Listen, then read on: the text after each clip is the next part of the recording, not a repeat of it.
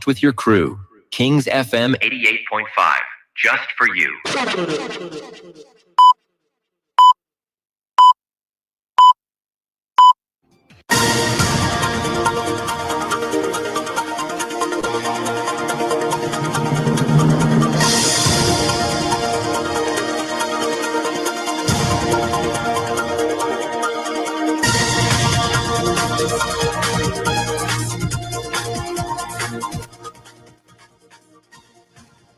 A pleasant good evening and welcome to the Monday, November 17, 2025 edition of King's News Broom.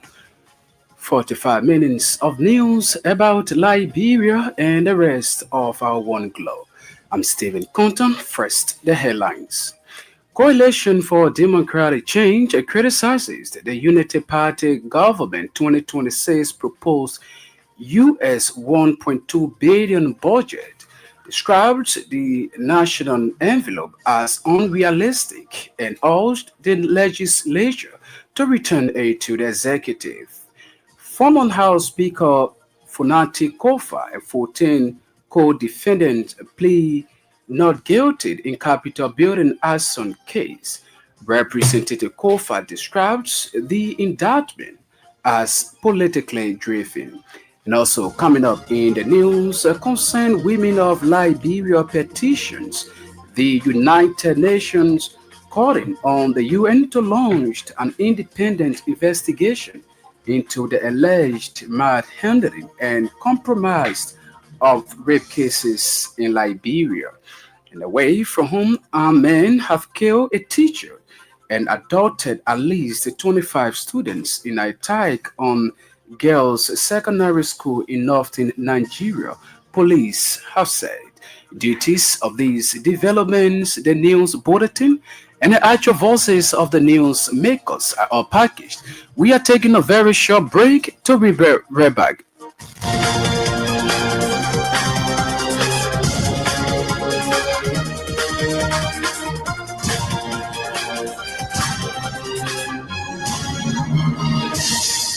Welcome back and thanks for rejoining us. Up next is the Bulletin of News with Sam Andrews. The Coalition for Democratic Change has criticized President Buhari's proposed $1.2 billion fiscal year 2026 budget, describing it as unrealistic, overambitious, and heavily dependent on revenue sources that are far from guaranteed. In a statement, CDC urged the legislature to send the budget back to the executive for a complete overhaul. The opposition CDC, in its criticism, noted that the government's reliance on the expected 200 million United States dollars from ArcelorMittal mining agreement is inappropriate to anchor a spending plan. According to the party, a responsible budget should be based on actual, confirmed revenues, not projections dependent on deals still pending negotiation, compliance, and legislative approval. The former Speaker of the House of Representatives, Councillor Funati Kofa, and co-defendants appeared before Criminal Court A Monday, where they were formally presented with indictments tied to the alleged arson attack on Capitol building. All defendants entered not guilty plea to the charges, which state prosecutors say linked them to the incident. Before the indictments were read, the defense requested that the case be tried before a jury. After outlining the accusations, prosecutors argued that the group played a direct role in the alleged attack. Defense lawyers, however, rejected the claims, maintaining that none of the defendants were involved. A civil society group under the banner Concerned Liberian Women has petitioned the United Nations, accusing the Liberian government of compromising rape and sexual abuse cases. The group action reportedly stemmed from what it described as the Liberia National Police alleged protection of former Deputy Minister at the Ministry of Youth and Sports, Bryant McGill, who has been linked to the reported 15-year-old girl. Reading the petition Monday at the United Nations headquarters in Monrovia, the group spokesperson, Julian Mulbar, accused the government of shielding influential individuals implicated in sexual violence cases. She claimed that some of those accused have strong connection within the executive branch and other political cycles. Mulbar asserted that young girls across the country continues to face rape and sexual abuse, while the Unity Party-led government has failed to adequately address the situation. The president of ECOWAS Community Court of Justice, Ricardo Conclaves, has described the dialogue with members of the Liberian judiciary as more than a courtesy, calling it a necessity for deep coordination between ECOWAS court and the national judiciary. Addressing members of the judiciary at the weekend at the dialogue of ECOWAS Community Court of Justice Outreach Program, President Conclaves praised the country's judiciary as custodians of constitutional order and custodians of the rule of law.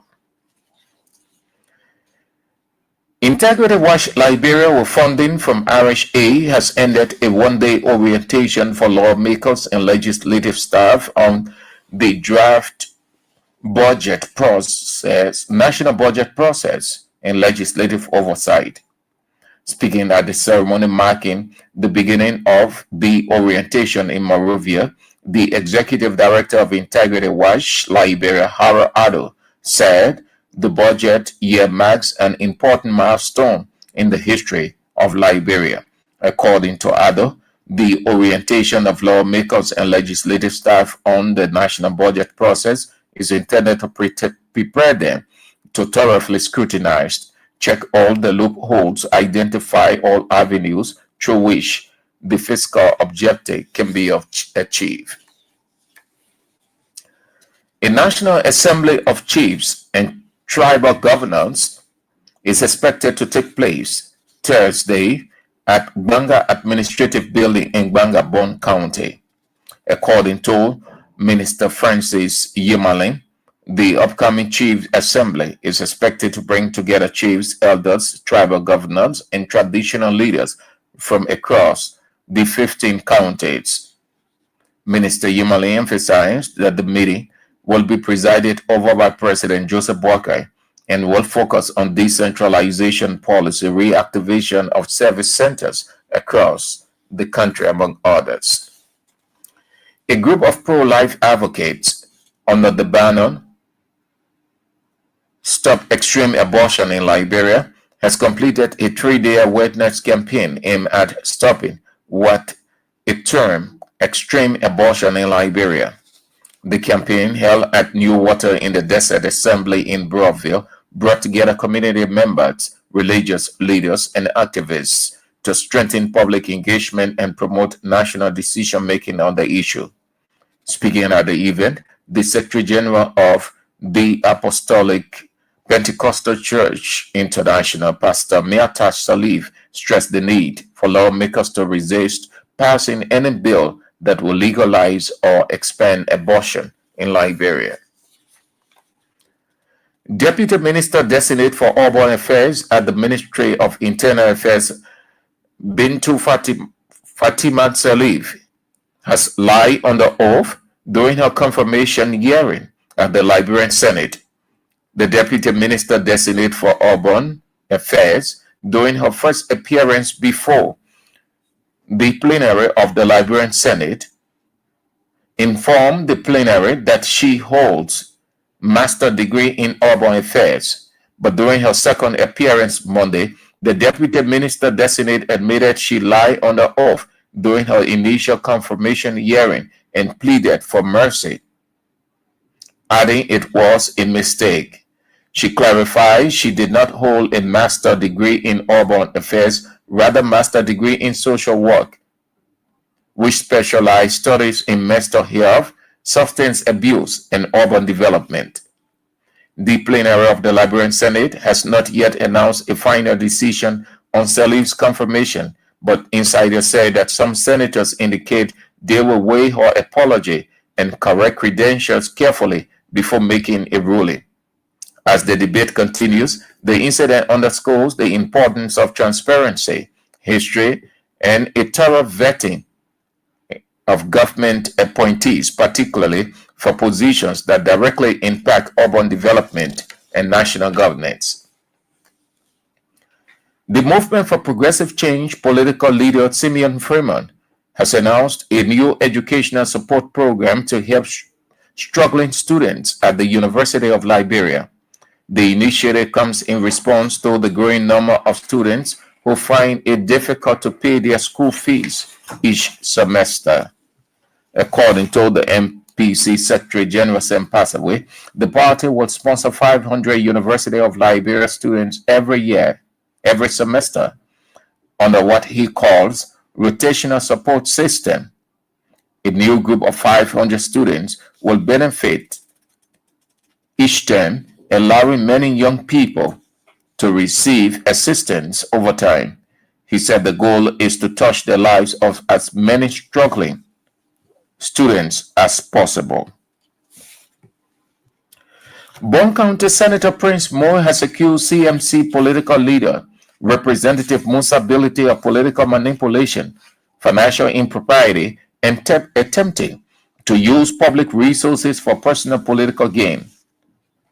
Senator Moore emphasized that Representative Musa Bility allegedly has a history of undermining political processes, citing 2 previous election cycles. Senator Moore, appearing on the Super Morning Show on State Radio Monday, said Musa Bility is on record for bringing in 50 pickups in 2026, and Bromskin still did not win the election, noting that Bility is also on record for bringing Cummins members down in 2023. And a number of supporters and sympathizers of Citizens Movement for Change during the weekend staged a massive political rally in Kakata, Magibi County, following the stoppage of a bridge project by the government in Bon County. Speaking during the rally, CMC political leader Representative Musa Bility said CMC will continue to initiate development projects in several parts of the country.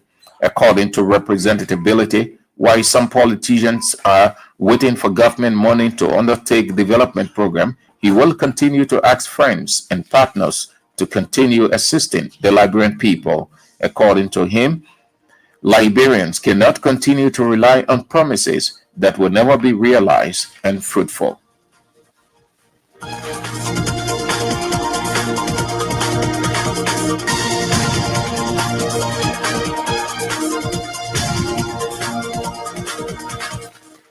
Sam Andrews there with the news bulletin is a regular feature on King's Newsroom.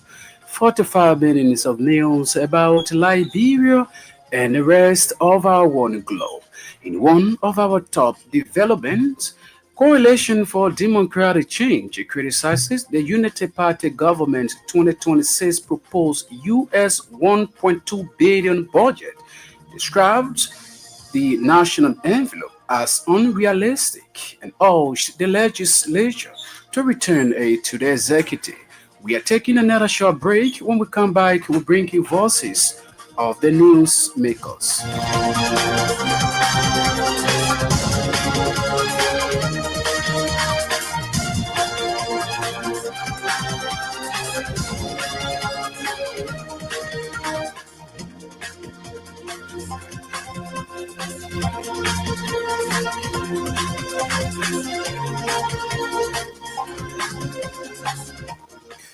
Welcome back. Let's now take our first development. Former House Speaker Kasuna Funati Kofa and 14 co-defendants appealed that appeared before criminal court on Monday, where they were formally presented with indictment tied to the alleged arson attack on the Capitol building. Meanwhile, all 15 defendants entered not guilty pleas to the charges, which state prosecutors say linked them to the incident. Speaking to journalists outside the courtroom, Councillor Kofa said the charges were politically driven, reaffirming his innocence and pledging to fight the allegation with the support of his legal team. I'm not guilty. But you have to follow, right, the reading of the indictment. If you notice, two things I will point out to you. The first is the indictment is more about the 17 right? The communications theory. Very little about the 5. The indictment mentions nothing that any of the lawmakers did except a generalization. The most interesting thing about the indictment, it has a letter, right, from Kivi Bar to Honorable Dixon Sibo purporting to admit. I've said this before, I will say it to you again all the time. It's common sense. That's what we use in the law. How many of you these days can write letter and a text message, you understand? Councillor Cooper, so for the reading of the indictment and for your account you just gave, it means that you have a strong defense in this matter. No, that means that the prosecution don't have any case because there's no case to make. This is all politics and it will unravel as quickly as they put it together. Are you hopeful in Brazil? I mean, when there's no evidence, they only writing. Former House Speaker Councillor Fonante Kofa there speaking. A civil society group on the burden concerned Liberian women has petitioned the United Nations, accusing the Liberian government of compromising rape and sexual abuse cases. The group's action reportedly stems from what it describes as the Liberian National Police alleged protection of former Deputy Minister Bill McGill, who has been linked to a reported rape. Reading the petition on Monday at the United Nations headquarters in Monrovia, the group spokesperson during the mobile accused the government of shielding influential individuals implicated in sexual violence. We, the women and girls of Nigeria, are begging for help because our kids, more and more young girls are being sexually abused, and our government is not protecting us. Under President Joseph Obama, justice is slow. When powerful people abuse children, nothing happens to them. We cannot stay quiet while girls are abused. My name is Shireen Kolumolu, and I'm speaking for girls, mothers, and survivors all over Nigeria. We see a justice system that works for powerful people, but not for the poor or the weak. When someone close to the government is involved in a rape case, the case is ignored, delayed, or simply forgotten. This is not a mistake, it is neglect. It is allowing abuse to continue. More than 2,000 rape and sexual violence cases have been left without incident. Files disappear. Cases are dropped. Victims are told to stay silent.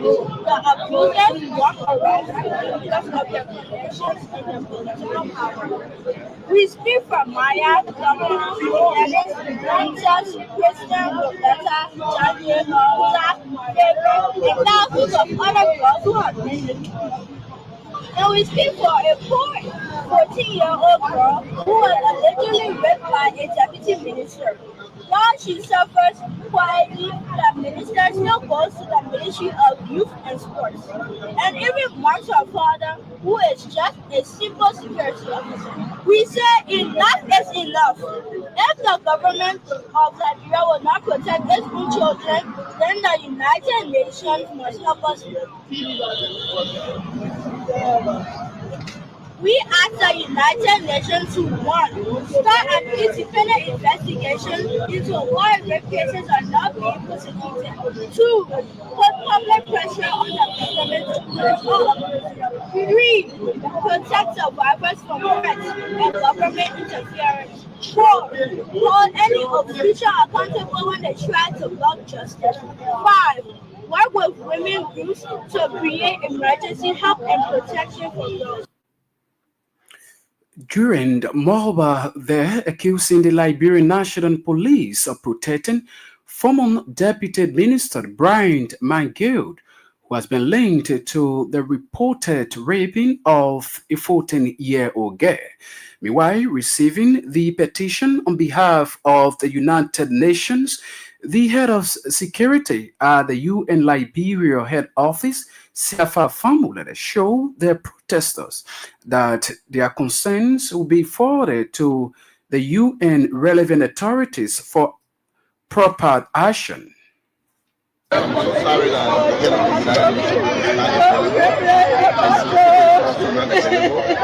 but trust me, like communication will reach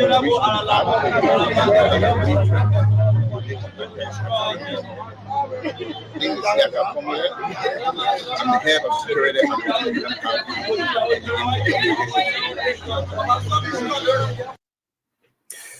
And after this next development, the Integrity Watch Liberia, with fundings from the Irish Aid, has ended a one-day orientation for lawmakers and legislative staffs on the national budget process and legislative oversight.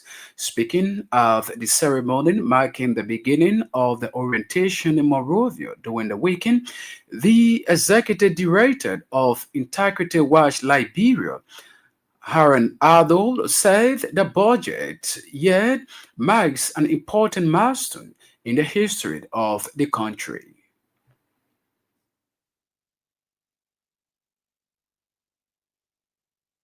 As part of the relationship that we have built with the legislature and a number of legislative committees, that today we are at a point where we can work with the Ways, Means and Finance or Budget Committee on the request of the committees to be able to provide this orientation for its members.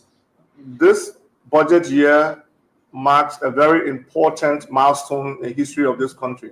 For one particular reason, for many years, we've been yearning to be able to optimize our national revenue. And for the first time, we've hit 1 billion, and not just 1 billion, but over 1 billion mark. However, as civil society organization who is partnering with the legislature, we believe that this also presents another opportunity and presents challenges thereof.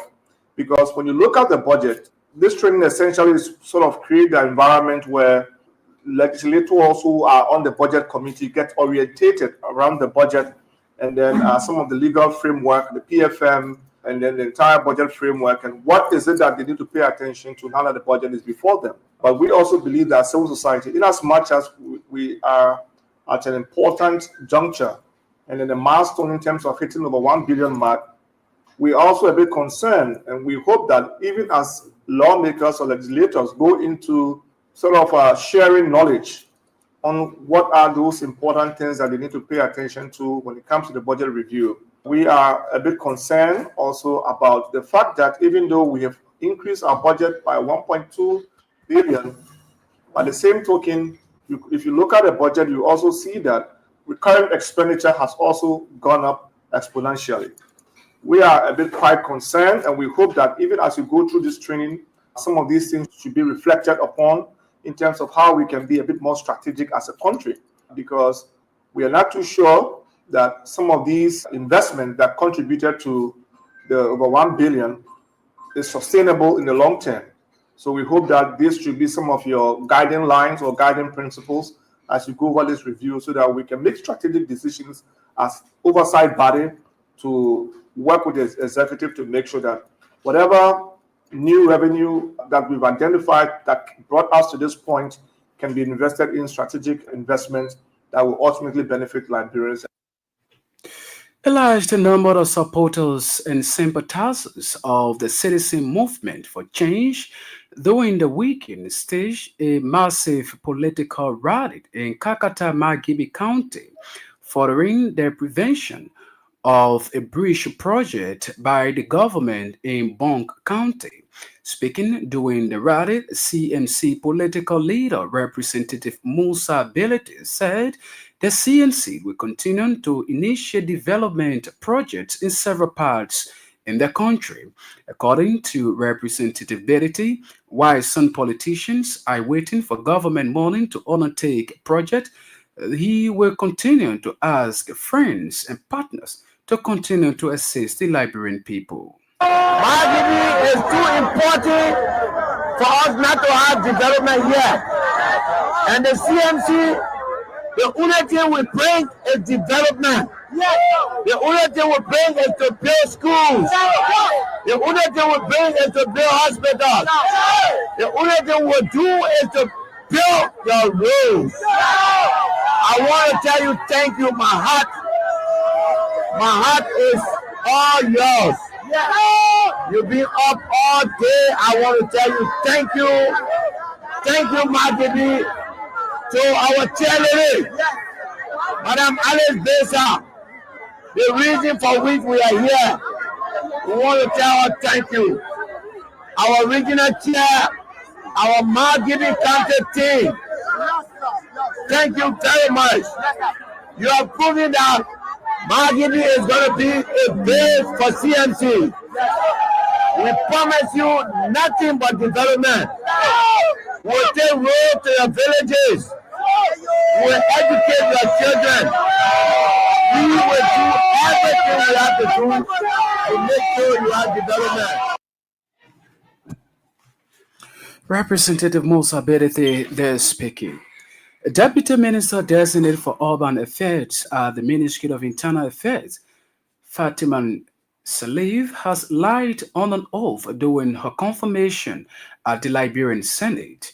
The Deputy Minister designate for Urban Affairs during her first appearance before the plenary of the Liberian Senate informed the senators that she holds master's degree in urban affairs. However, during her second appearance on Monday, the Deputy Minister designated later that she lied on an oath during her initial confirmation hearing and pleaded for mercy, adding that it was a mistake. Clarify that I hold a master's degree in social work with specialized studies in mental health and substance abuse and urban development. I apologize for an earlier misstatement, which I mentioned a minor in urban development.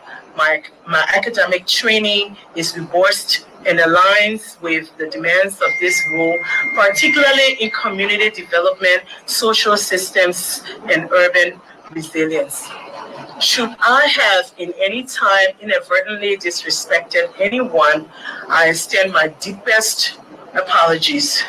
My commitment to serve with professionalism, humility, and respect for all stakeholders and all Liberians is the most that drives me. The Department of Urban Affairs, established in Deputy Minister designate for Urban Affairs at the Ministry of Internal Affairs, Fatima Salif, there speaking. And we have an hour now past the news presentation. This is a reminder that you are listening to the Monday, November 17, 2025 edition of King's Newsroom. 45 minutes of news about Liberia and the rest of our one world. Taking another short break. When we come back, we'll bring you more developments.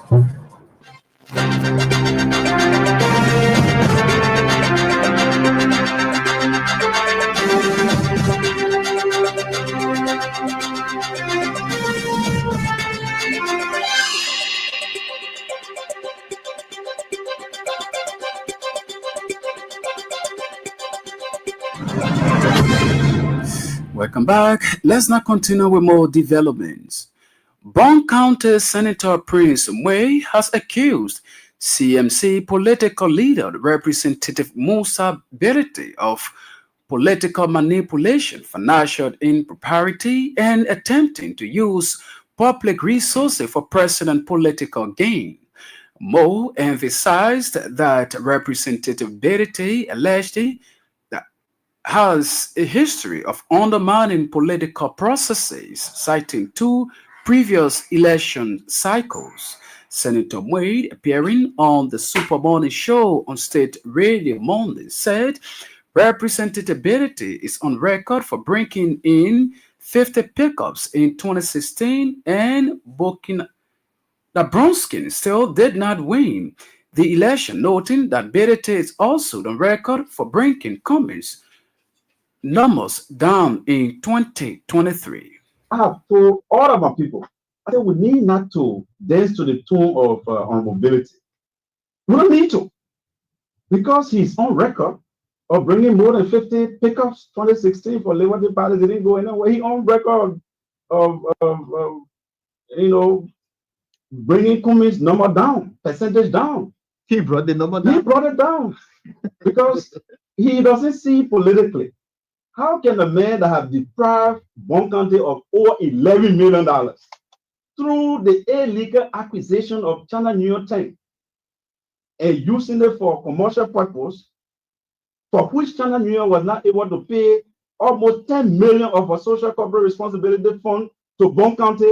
They go to Bon County and try to carry some of these deprived funding that he has taken from the people indirectly to do one or two bridges. They will take it as a blessing and as a political fear. I will tell my people, and from here, I will name 5 different bridges in District 2. The director. Senator Prince Wade of Bon County there speaking. The Movement for Progressive Change, a political leader, Samuel Freeman, has announced a new educational support program to help struggling students at the University of Liberia. The initiative comes in response to the growing number of students who found it difficult to pay their school fees each semester. According to MPC Secretary General Sam Passawi, the party will sponsor 500 University of Liberia students every semester.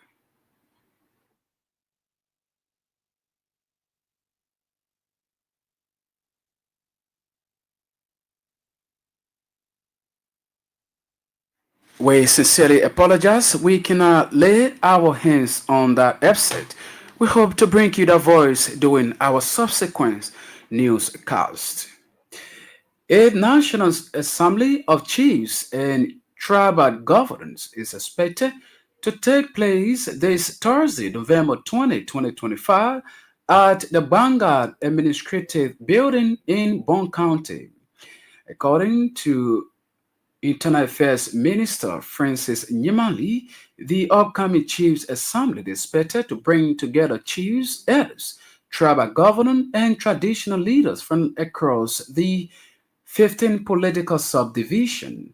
Minister Nyimali emphasized that the meeting will be presided over by President Joseph Boakai and will focus on decentralizing policy, among other things. As you may have heard,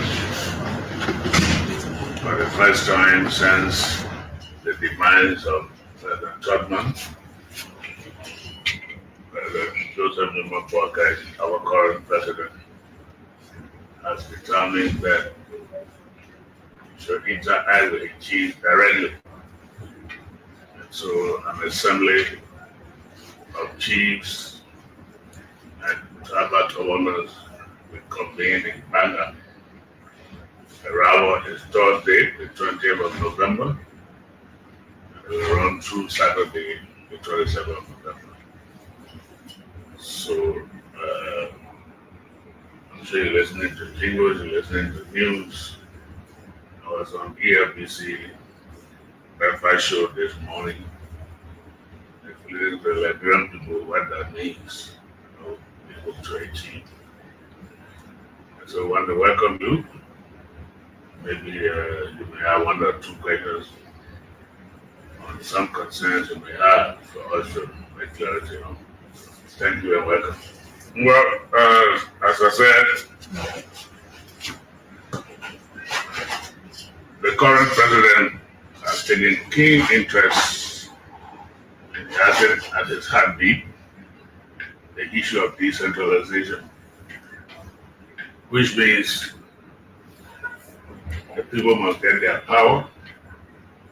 And when we give people power, when the government give power, it's against devolution of power. The president of the ECOWAS Community Court of Justice, Justice Ricardo Coves, has described legal dialogue with members of Liberian judiciary as more than a courtesy, addressing members of the Liberian judiciary over the weekend at the Dialogue of ECOWAS Community Code of Justice Irish program. President Goncalves praised the Liberia judiciary system. The ECOWAS Code precedent outlined several strategic pathways for deepening collaboration and enhancing judiciary efficiency within the sub-region. It is a singular honor and privilege to address this eminent gathering of judges, jurists, and jurisconsults, guardians of constitutional order, and custodians of the rule of law in this blessed land of Liberia. The ECOWAS Court of Justice holds your institutions in the highest esteem, for it is upon the strength and independence of our national judiciaries that the regional legal order ultimately rests. Today's exchange is therefore not a courtesy, but a necessity. It is an opportunity to deepen the dialogue between the ECOWAS Court of Justice and the judiciary of our member states. Two institutions bound by a shared vocation, upholding the rule of law and protecting human dignity across our region. The ECOWAS Court of Justice and the national judiciaries, Your Excellencies, are not rivals in terms of jurisdiction. Rather, we are partners in justice. We form two complementary levels of a single legal order that derives its legitimacy from the will of our member states and the trust of our citizens. He also reaffirmed that the ECOWAS Code and national judiciary are united by a shared destiny, anchored in the laws and aspiration of the people.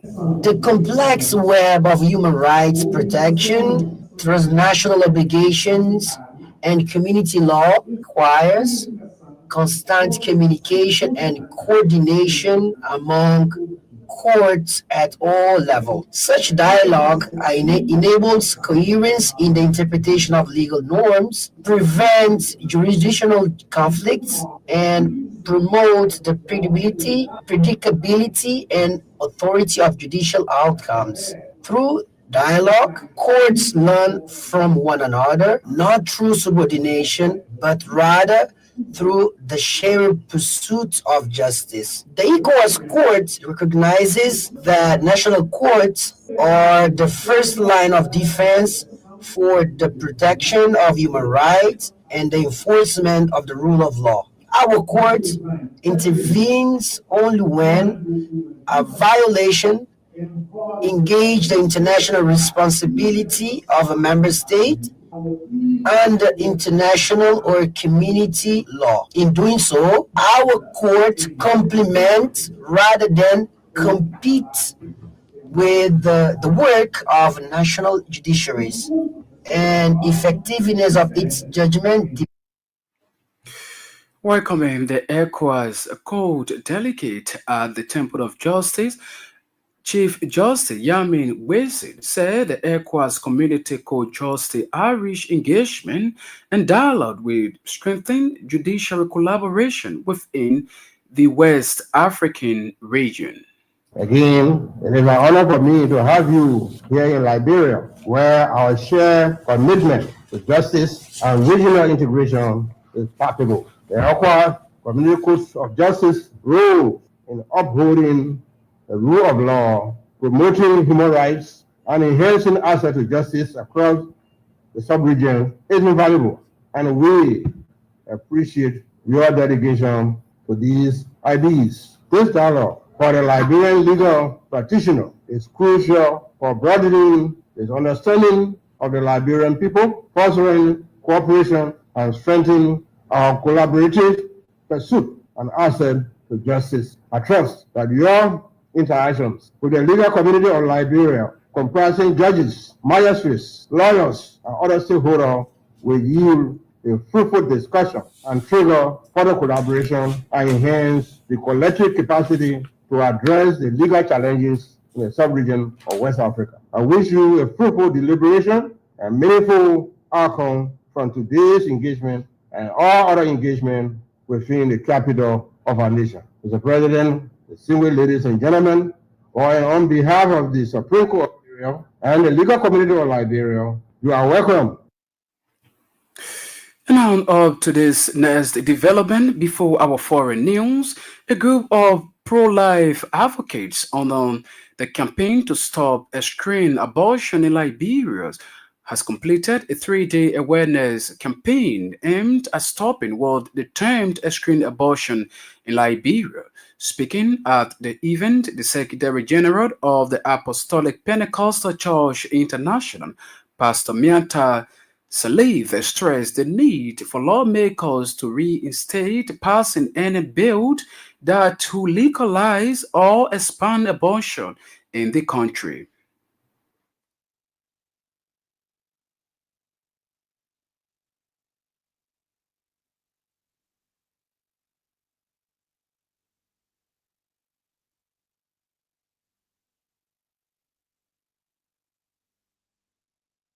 This resolution is adopted by the participants of the pro-life stakeholders consultative and advocacy workshop in recognition of their duty to protect human life, strengthen community engagement, and promote responsible national decisions.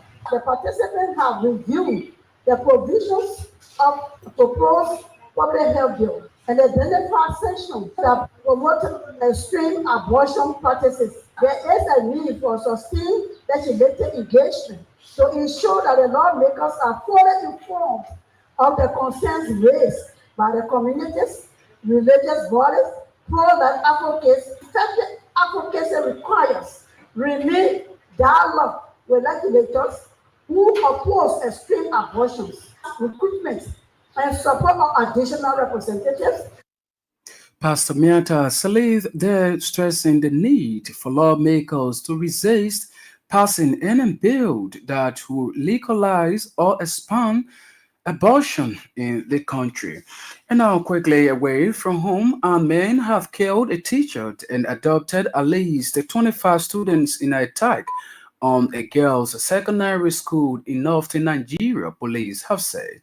The gang invaded the government girls' comprehensive school in Mankad, Keba, State at around 4 p.m. local time on Monday.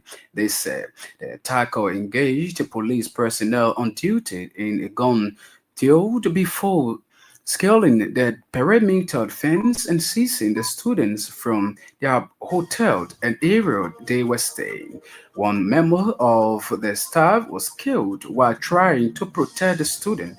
A second sustained gunshot wounds and is now receiving treatment. Our witness says described a large group of attackers known locally as bandits who arrived firing to seize the panic. Well, this is how we go home on today's edition of the news program. But before we take leave of you, reminder of top stories we quickly follow.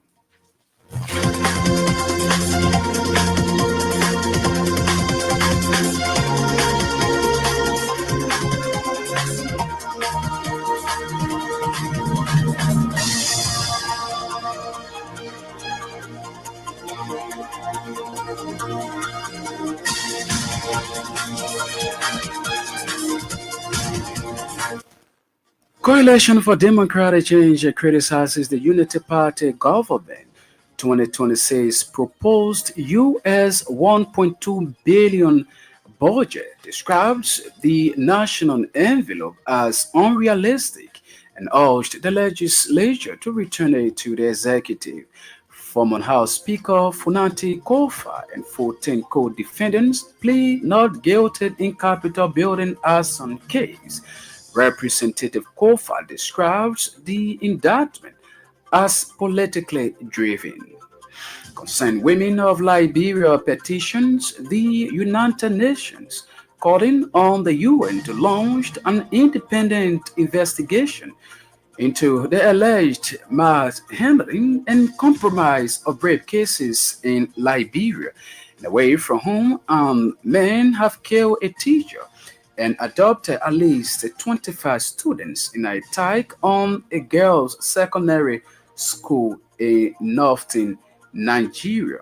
On this note, we'd like to say many thanks to our writers and editors for making today's news presentation a success. Sam Andrews was here with the news bulletin. Marvin Va sat at control and ably coordinated the sound.